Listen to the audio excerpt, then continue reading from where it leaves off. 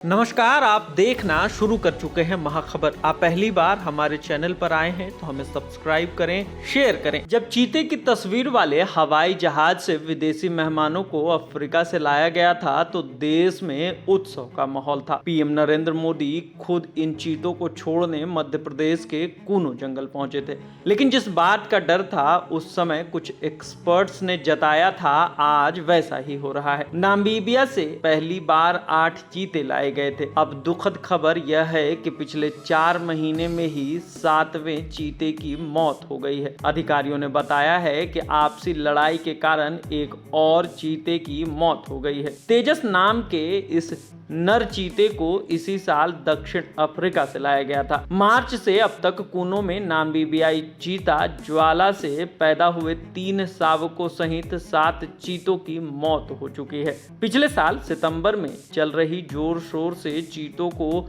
देश में बसाने की योजना को तगड़ा झटका लगा है। अब लोगों को एक्सपर्ट्स की वो बातें याद आ रही हैं जो उन्होंने सितंबर 2022 में कही थी। उस समय कहा जा रहा था कि 70 साल बाद चीतों को फिर से देश में बसाने का यह महा मिशन है, लेकिन कई वाइल्ड लाइफ एक्सपर्ट्स ने पूरे मिशन पर संदेह जताते हुए कई सवाल उठाए थे। उन्होंने कहा था कि जंगल में विदेशी प्रजाति की एंट्री कराई जा रही है। वैसे चीते भारत में दशकों पहले रहे हैं, लेकिन नामीबिया या किसी दूसरे अफ्रीकी देश से लाए गए चीते टेक्निकली वही नहीं हैं। ऐसे में भारत के हिसाब से ये एलियन प्रजाति हैं। एशियाई चीतों की जीवित प्रजाति केवल ईरान में पाई जाती है। आज जब विदेशी चीते मर रहे हैं तो एक्सपर्ट्स की वह बात भी याद आ रही है जिसमें उन्होंने कहा था कि टेक्निकल रूप से देखें तो जिस चीता कंजर्वेशन फंड के साथ मिलकर भारत ने इस विदेशी चीतों को लाने की योजना बनाई है, उसने अफ्रीकी महादेश के बाहर कुछ नहीं किया है।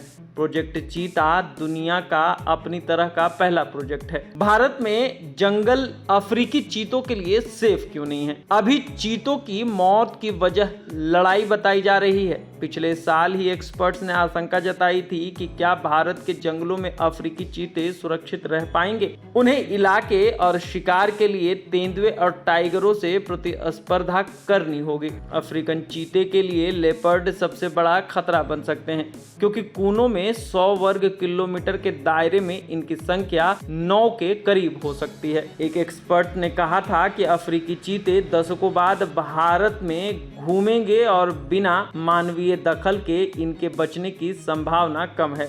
एक्सपर्ट ने यह भी कहा था कि पिछले 300 सालों में भारत में जो चीते रहे भी हैं वो ज्यादातर घरेलू थे।